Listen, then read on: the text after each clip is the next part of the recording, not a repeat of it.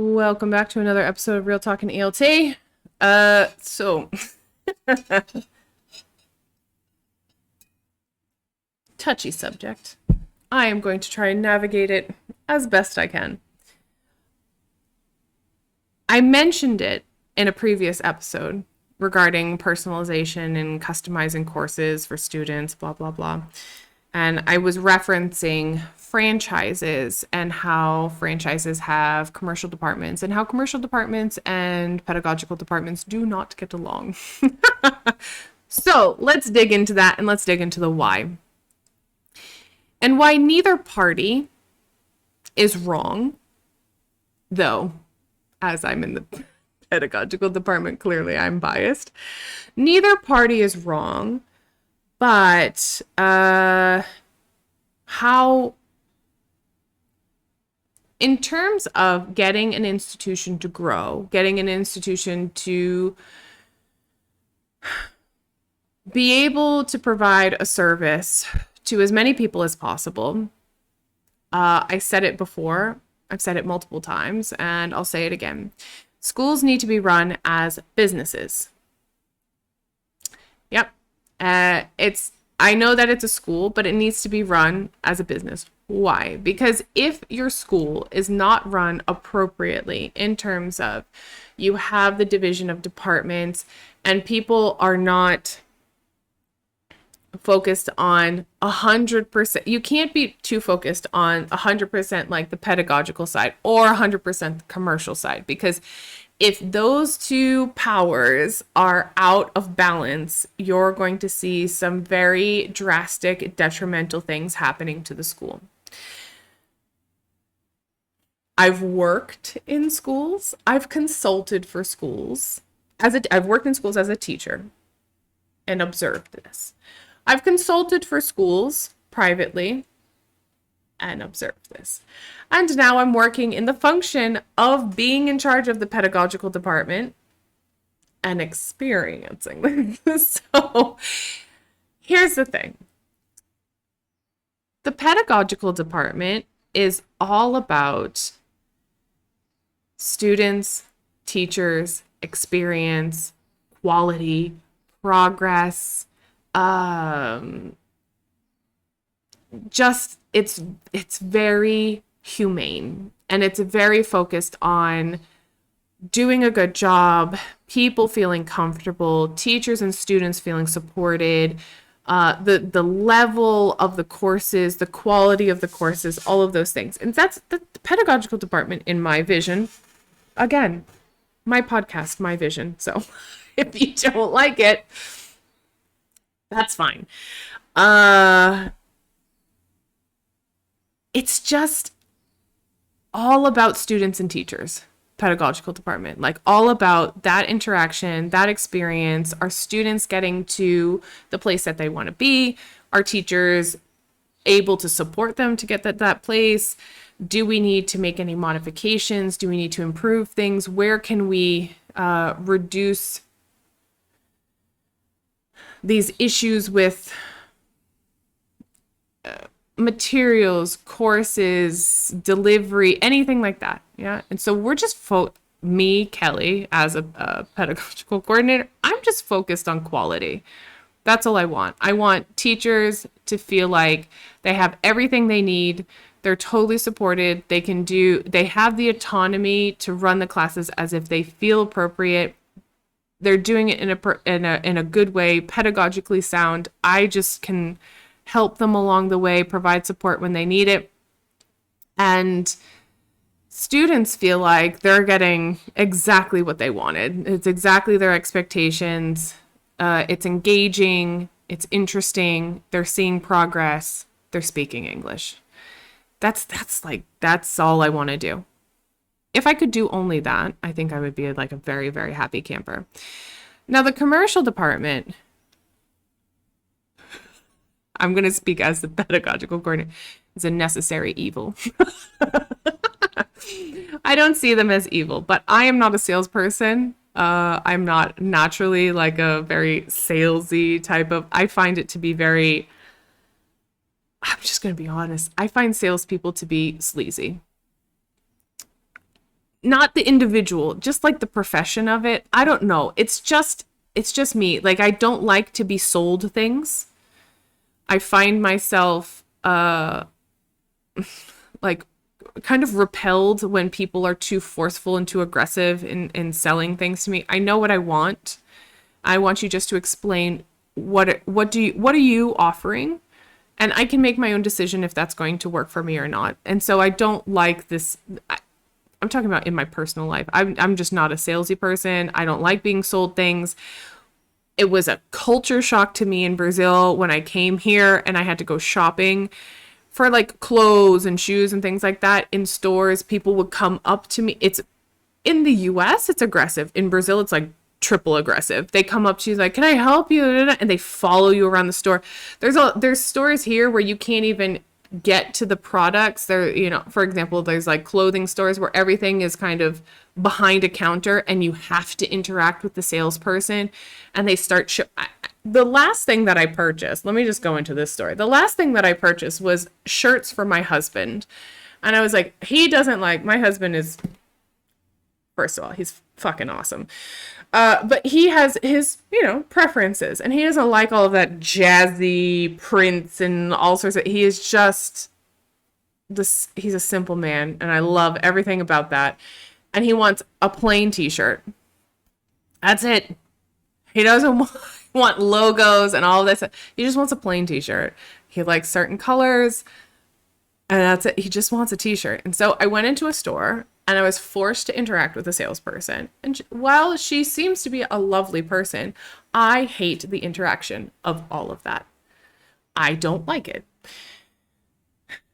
And as nice as the salesperson tries to be, I still don't like this whole interaction thing. So I really am, like I said, I repel this whole sales thing. Anyways, she was lovely, but she needs to get the products for me because they're behind the counter. So I'm standing at the counter, and then she has the wall of shirts, and she's pulling down all the shirts and she's putting them on the counter and showing me. And I was like, I want something with minimal, if at all, graphics on it. And then she's showing me all the things. I'm like, okay. And I was like, how much are they? Because they don't have prices. So then you can't even look at the like, it's just so, I don't like this process in Brazil. I don't know why. It's a cultural thing I haven't gotten used to. I'm not going to get used to it. It's just not in me. It's not in me. I accept. I do it. I probably need therapy about it. But yeah. So anyways, so I have to ask her the price, and then we negotiate, and then we have this little like bargaining thing. And it's like pinchinchar. For those Brazilians, they don't like pinchinchar. I'm trying to get the price, and well, what if I pay this way? That's like a whole thing. It's a whole thing in Brazil, and it just causes anxiety for me. I don't enjoy. Okay, so this whole scenario, it makes me really uncomfortable, and I know I'm crazy.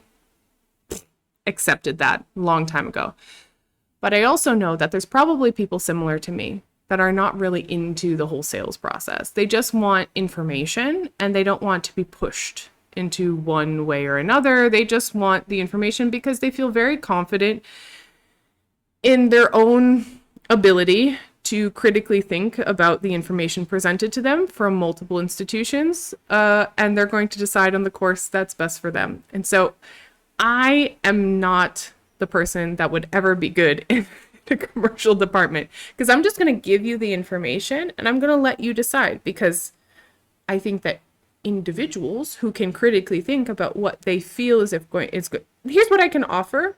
Does that work for you or not? Like, that's my sales pitch. It's absolutely pathetic, but that's my sales pitch to people most of the time. However, it's worked pretty well for me because I've created my own business. I was extremely successful privately. And because I focus on quality and transparency, I have doubled the size of GT in 6 months. So I know that I'm not the greatest salesman, but I also know that some people don't really need to be sold anything. They just really need to have an interaction that's agreeable, I guess we can say, and they just need information. One thing that I don't This is why I think the pedagogical department and commercial departments tend to have conflicts, is that pedagogically speaking, I just want to show potential clients, this is what I offer. And I think most teachers are actually like that. This is what I offer. Here's what I do. Here's my differentials. Here's what I can offer you. Here's the discounts that I can provide, blah, blah, blah, blah. And you go through the whole thing. This is also why I think many teachers have such anger, frustration, strong feelings towards those shitty Instagram teachers that don't really know what they're doing, but they're good salesmen. And that's where the divide is because people who are focused, I think it's a question of values. People who are focused more on the quality of education, they're focused more on, here is like what I can offer here, pedagogically sound, like this is, I want to focus on the quality of the experience that the student is going to receive, as opposed to what we refer to as the charlatans of Instagram. But the charlatans of Instagram are actually just salesmen, because they have no technical skills, typically. Usually. They have no technical skills. I'm talking about the real charlatans, okay? There's some, and then I'll talk about the third category. There's the charlatans of Instagram, no technical skills. They are just reproducing generic English courses, but they're good at sales. They're good at convincing people that this is what you need, instead of allowing people to decide, does this work for you or not? And so there's just like this clashing of perspective. Of course, there's a third category of people who maybe have some qualifications and maybe are okay pedagogically speaking, like technically speaking, they're decent. We'll just say they're decent teachers, but they also have this way of being able to, I'm trying to not to say, make it sound terrible, but manipulate people into thinking that this is going to be the solution for them. Because that's, in essence, that's what salespeople do. They say, here's why this is the best product, and here's why you need this in your life.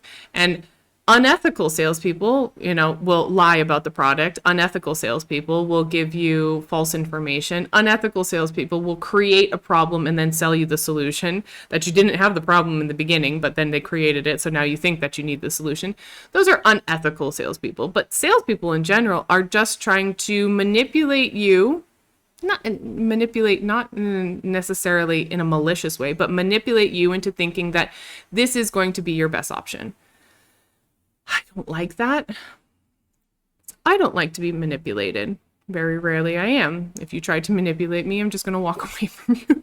So it doesn't really, it makes me, anyways. So this is why I think sales departments, commercial departments at schools are a necessary evil. I think they're evil because I don't like doing sales, but that's the terminology that I'm going to use. But technically speaking, if you're going to run a business, you need commercial department, you need marketing, you need sales, and you need somebody who knows how to do these types of things. Because some people don't know what they want. Some people need to be pushed into it. Some people probably should be left alone, and I'm not sure if salespeople really understand that, but they tend to think that they know. They tend to think that they're God's gift. But commercial departments are a necessary thing a necessary department inside schools, because who is going to go out and talk about all these amazing services that you as a teacher, or you in the pedagogical department, or you as an owner are creating and developing for the general population?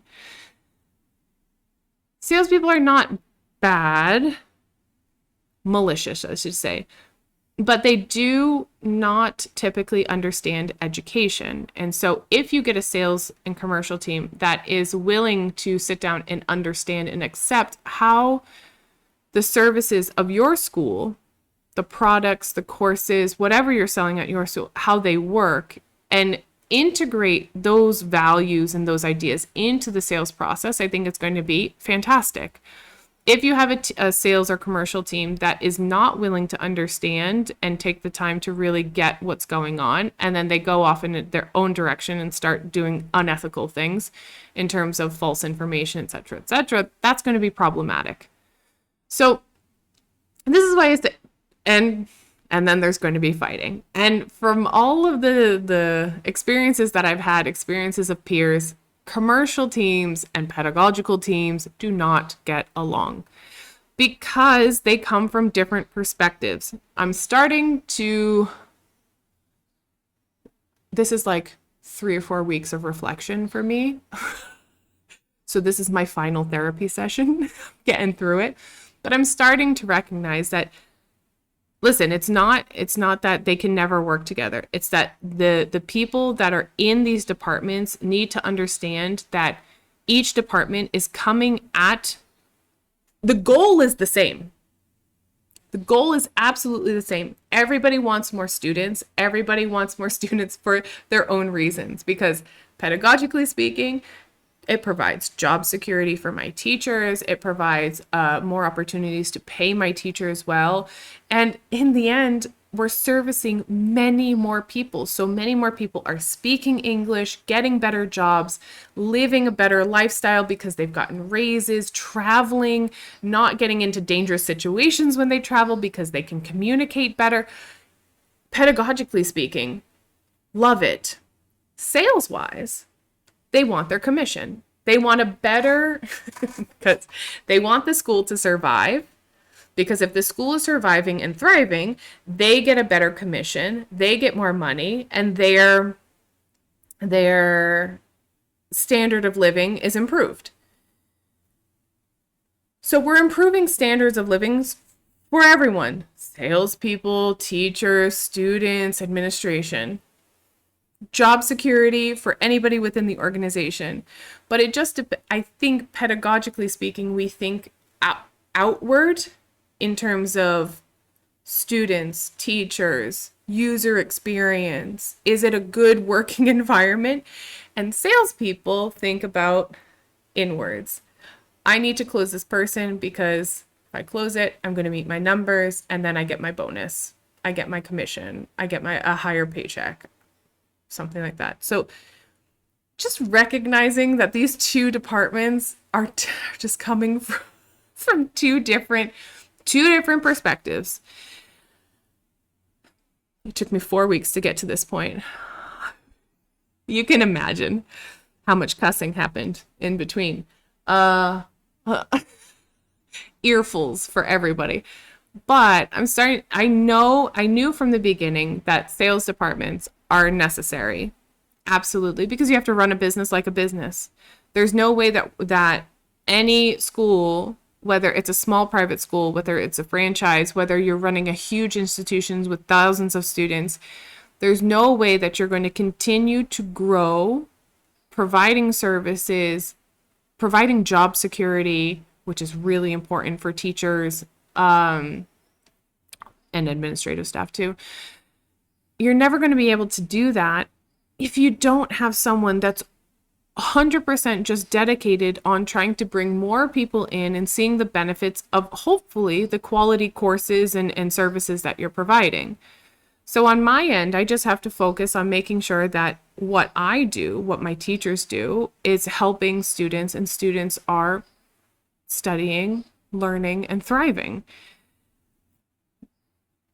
And trying to get and make sure that the sales department doesn't mislead anybody, because that's going to be detrimental for the reputation of the school, but also it's going to be detrimental for the person, because they feel it's a waste of time. And then we get those students that think that they can never learn English and So it's that whole thing of trying to keep the balance and in respecting that the commercial team has to do what the commercial team does. And the pedagogical side, I have to do what I do best. That's support teachers, support students, and trying to make sure everything's okay. And if anybody needs help, then, I step in and help them out. But I have to respect that the commercial team needs to do their job.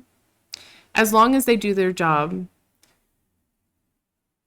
ethically and upholding the standards and the values that have been established in the school, they can do, that's fine. Do your job. But the commercial team and the pedagogical team actually need to kind of work hand in hand. So if there's vast amounts of toxicity or just anger back and forth, it's never going to work.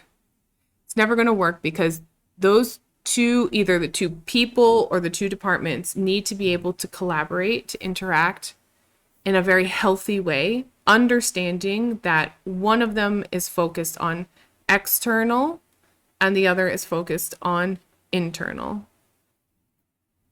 That's it. So it's been an interesting ride as trying to think about how to integrate that into the school. Nothing has been done as of yet. Nothing has changed, and so but it's been discussions, lots of discussions, and how to do this properly, what works, what's not going to work. And kind of a humbling experience to be like, okay, we need to come to compromises because they don't know, vice versa. Commercial doesn't understand pedagogical 100%, and pedagogical doesn't understand commercial 100%. And so it's like coming to that compromise where everything, at least minimally, is upholding the values and principles that have been established at the institution. And then we'll see how this goes. So nothing has happened yet at the school, but it's, like I said, lots of conversations. So it'll be interesting to see when we finally do set up a commercial department, what that looks like. Because I have seen some disasters in franchises and other schools. It's just like pedagogical team fighting with the commercial team constantly. And you can't have one with that. For example, if the pedagogical team is overbearing and doesn't allow the commercial team to do anything and they're trying to control the process, then the school's not going to grow. Typically, they're not going to grow as fast as if they had a commercial team.